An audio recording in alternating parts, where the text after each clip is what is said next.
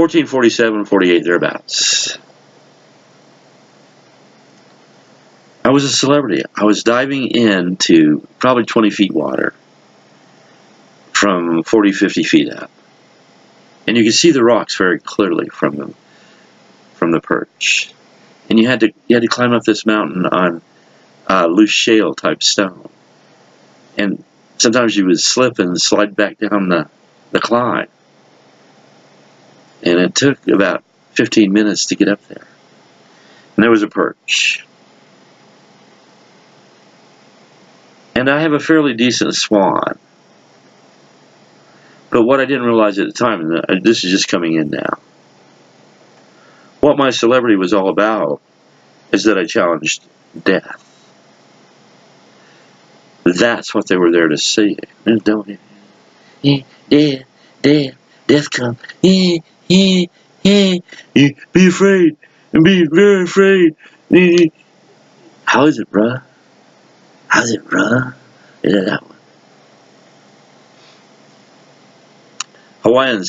Hawaiian scroll. When a brother ran this on you, you couldn't be sure that wasn't a motion to kill you. You had to be very, very cautious. My own personal safety law. You can call me a coward for this if you want. It's just that I didn't want to tangle with a 250, 300-pound solid muscle Samoan that just happened to hate white people. Yeah. And I don't blame them at all. I give them their due. Perfect Archon energy. Captain Cook rolls up and says, hey, bunch of savages. Let's fuck over them and steal their shit. Maori. The fucking Maoris didn't know what to do. They said, holy shit, that motherfucker can shoot me from... What? I can't even see that far to throw the spear. What? Are these motherfuckers gods? Jesus. Yes, you all says. Convict convoys. We're going to establish a god-awful continent that appears to have some very dumb indigenized. They don't even know the value of the dirt. There's gold in it. Sheep grow well there. Bleh. Yeah. Conquistadores. You motherfuckers, man. Taking the authentic out. Long plan, billions of years in the making. Let me ask you, do you value authenticity? Do you value the real deal? Where's the beef? Is that part of your value take?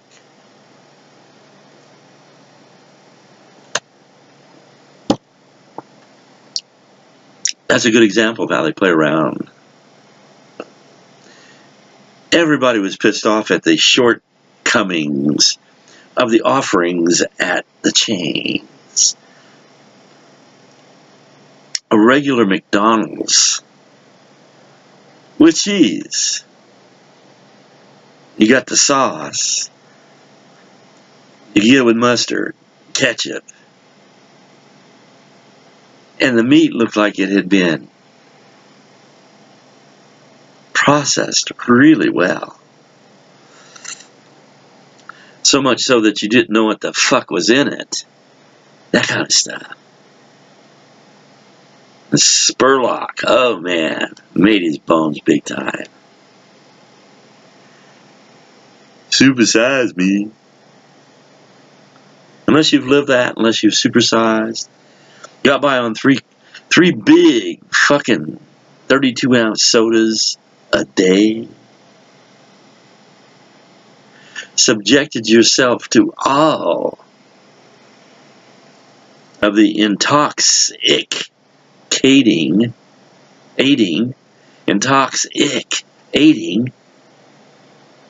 substances that they could cram up your ass. And sometimes they would. Hey, we got a suppository for you. It'll cure your hemorrhoids. I got caught in that one. 23 got out at Oil Company now. Work for Union Oil. You'll date me here. 69.70 Union Oil. $525 a month. Up from, with my stipend from the military, we were getting by on something like $3. Rent was like $150. I never had enough fucking money. And my wife, she was used to better. When I met her, she had a 59 Chevy Impala pink. And so, those who remember,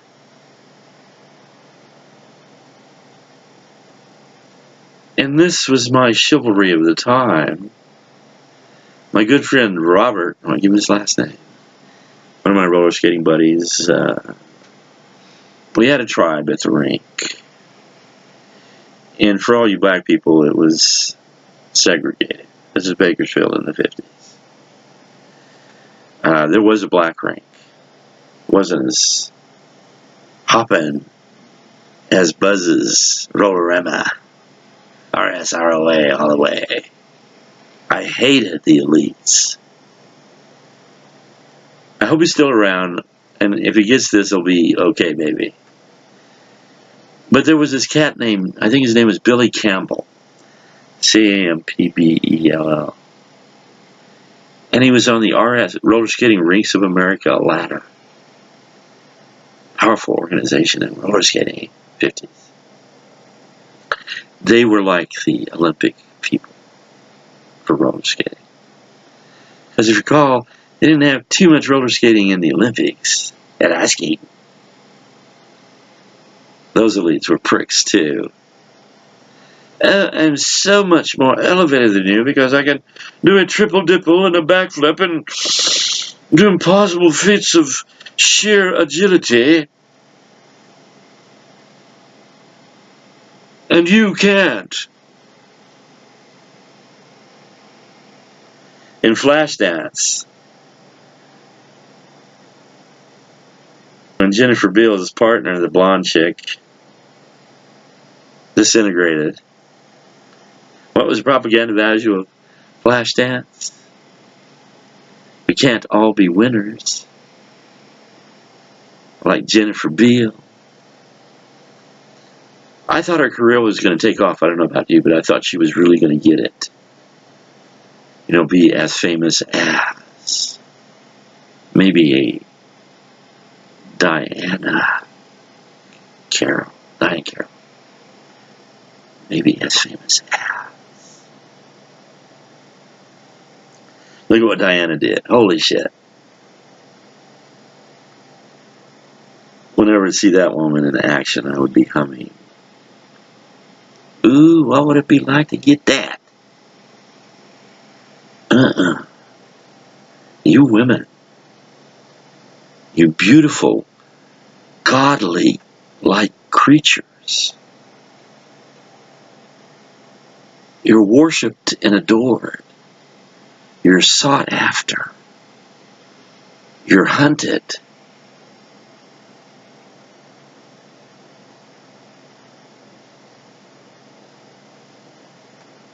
Why do you need to take the position that just because a man wants to get in your panties and do things to you that you want done, what gives you purchase to run hard on that? Please tell me. Why do there have to be so many terms and conditions on how we can get it peacefully? No rapes, no Svengali type seductions. Or like a Bono Cher combine.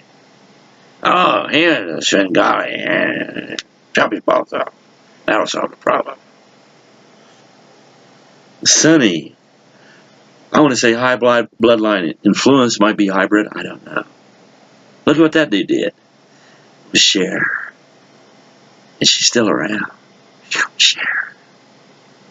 I once knew a man in the television arts that moonlit putting in sound systems for celebrities. Nice guy, too. Mellow as hell. He was in the set building union, I think. But one time he invited me down to the Lisa Givens.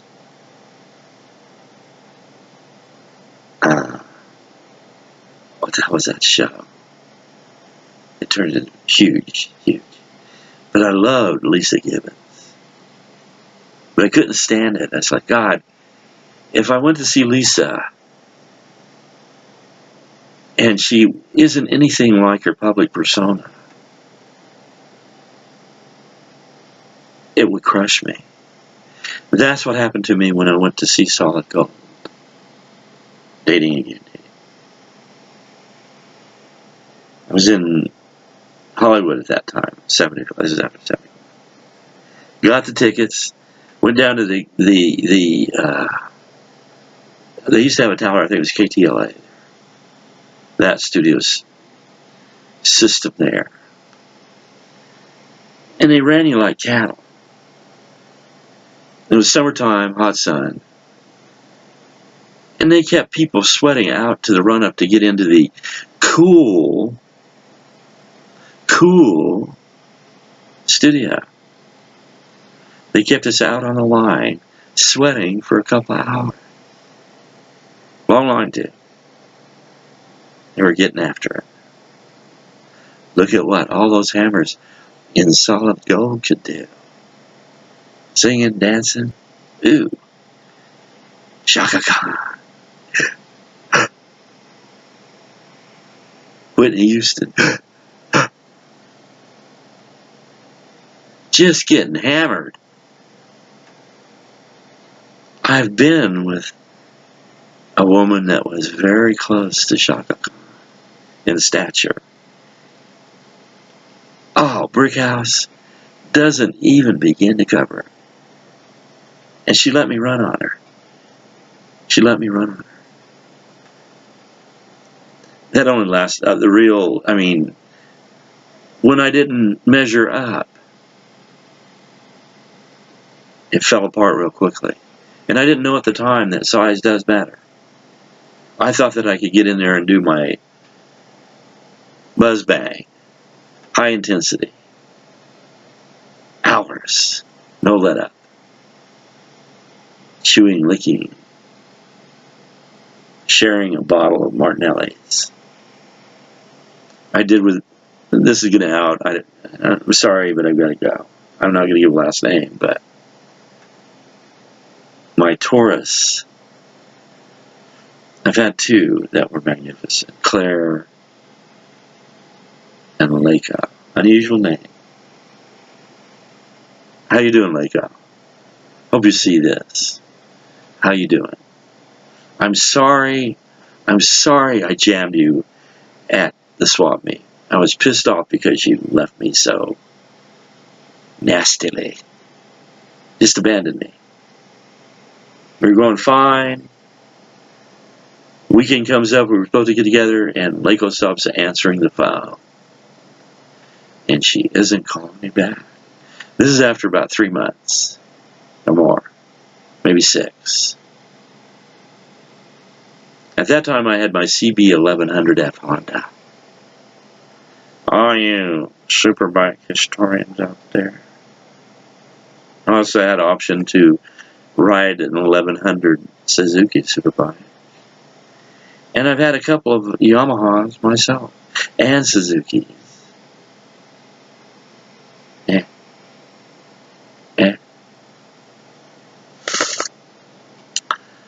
have a long tail of the road rash tape. I've had some magnificent laydown. Blood and skin were involved, and I think I even cracked a bone at one point. I want to be blunt here, some Mexican in a Dodge, this is before they became valuable, he had an old Dodge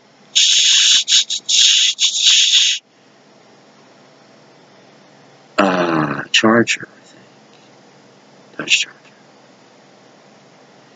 In the road is slick, I'm on my 750 Honda, beautiful bike. It was a stolen bike. I bought a stolen bike and I did not know it. But I found out when I went down to the CHP to get it hooked up. They ran it, came back stolen, but they let me go with it. Was no enforcement from thinking some asshole stole it in Michigan and rode it to California. Sound familiar, Woodstock? Sound familiar, Altamont? Yeah, all that shit went on.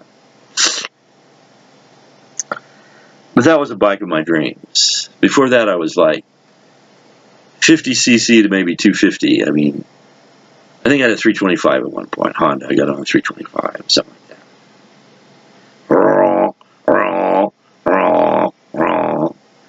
You might be doing 80. But when I got that CB1100F, she wound up to 100 in second gear. And when I popped her into third, well, had to back off. 100 was my usual on the freeway entry. Bless me, motherfuckers. What about that there statute of limitations? Yeah. We can't find anybody that saw him doing that, so we're going to have to let him go. I'm an unconvicted speeder. Oh! The tribe will never forgive me. 1725.